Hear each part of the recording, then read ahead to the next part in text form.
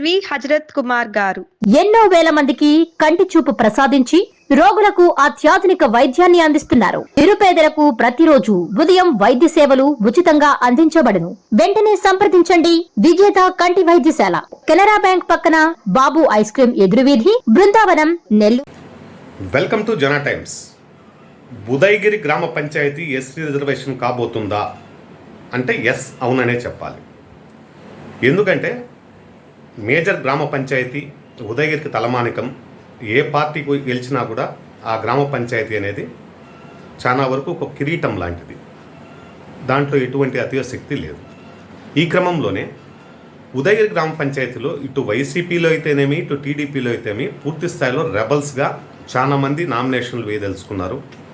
ఈ క్రమంలో ఈ తలపోటంతా ఎందుకు కంపల్సరీ ఎస్సీ రిజర్వేషన్గా మారిస్తే ఎటువంటి సమస్య ఉండదు అనే ఉద్దేశంతో కొద్దిమంది నాయకులు ఆలోచిస్తూ ఉన్నారు.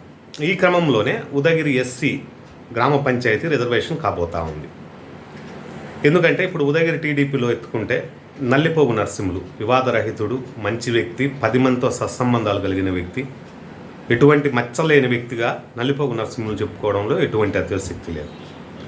కంపల్సరీ అతనే క్యాండిడేట్. ఇటు వైసీపీలో ఎత్తుకుంటే అశోక్ సార్ మచ్చలేని వ్యక్తి. ఇంతకుముందు జెడ్పీటీసీ మెంబర్ అయినా కూడా ₹1,00,00,000 ఆఫర్ ఇస్తాము, ఒక ఇన్నోవా కార్ ఇస్తాము, మా పార్టీలోకి రండి అని టీడీపీ ఆహ్వానించినప్పుడు కూడా తృణపాయంగా వదిలేసిన వ్యక్తి. అంత ఉన్నతమైన వ్యక్తి, ప్రతి ఒక్కరితో సత్సంబంధాలు కలిగిన వ్యక్తి, మంచి కుటుంబం అనే ఒక అభిప్రాయం కూడా అశోక్ సార్ పైన ఉంది. కానీ అశోక్ సారు పోటీ చేసే ఉద్దేశం లేని పక్షంలో రోజా స్టూడియో పెంచలే అని చెప్పి అశోక్ సార్ శిష్యుడు అతను కూడా రేస్లో ఉన్నట్టు మనకు విశ్వసనీయ సమాచారం ఉంది. ఏది ఏమైనప్పటికీ ఉదయగిరి గ్రామ పంచాయతీ ఎస్సీ రిజర్వేషన్ కావడం ఒక విధంగా ఎస్సీల్లో ఆనందం కలుగుతూ ఉంది, ఓసీల్లో మటుకు బాధ కలుగుతూ ఉంది. ఖచ్చితంగా ఎస్సీ రిజర్వేషన్ అయ్యే సూచన 100% ఉంది.